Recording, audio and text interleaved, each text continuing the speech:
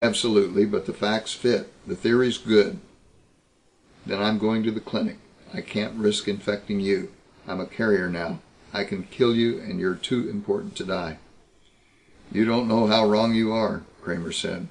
"Let go of me." "No, you're coming back." She twisted in his grasp. "Let me go," she sobbed, and broke into a fit of coughing worse than before. "What I was trying to say," Dr. Kramer said into the silence that followed, "is that if you have Thurston's disease, you've been a carrier for at least 2 weeks. If I'm going to get it, your going away can't help. And if I'm not, I'm not.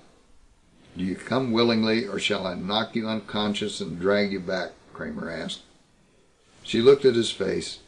It was grimmer than she had ever seen it before. Numbly, she let him lead her back to the laboratory. "But Walter, I can't. That's 60 in the last 10 hours, she protested. "Take it," he said grimly. "Then take another, and inhale. Deeply." "But they make me dizzy." "Better dizzy than dead.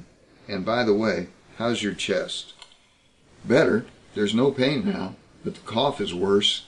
"It should be." "Why?"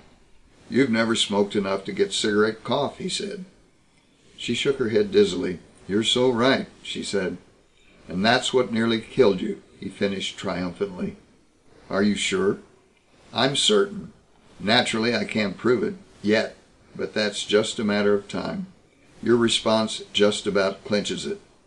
Take a look at the records. Who gets this disease? Youngsters, with nearly 100% morbidity and 100% mortality.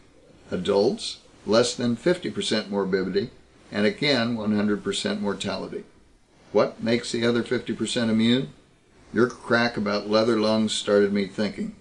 So I fed the data cards into the computer and keyed them for smoking versus incidence, and I found that not one heavy smoker had died of Thurston's disease.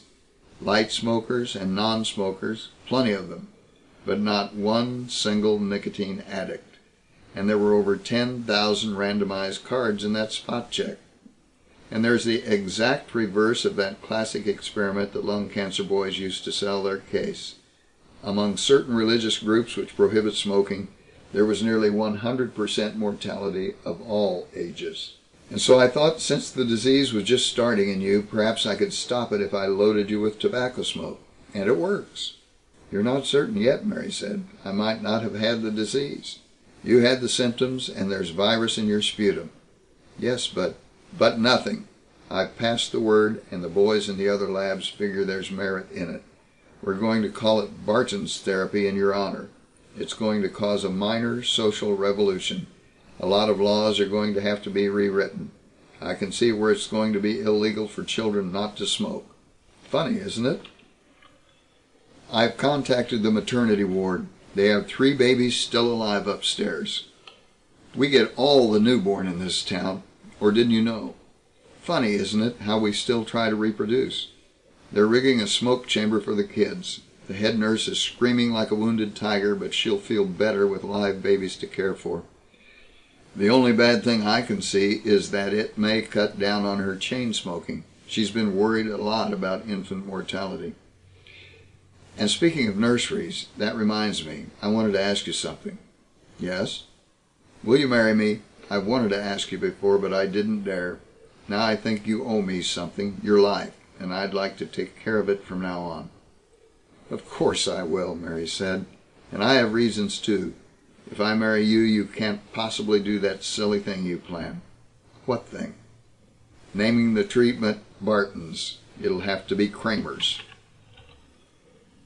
The End. End of Pandemic by Jesse Franklin Bone.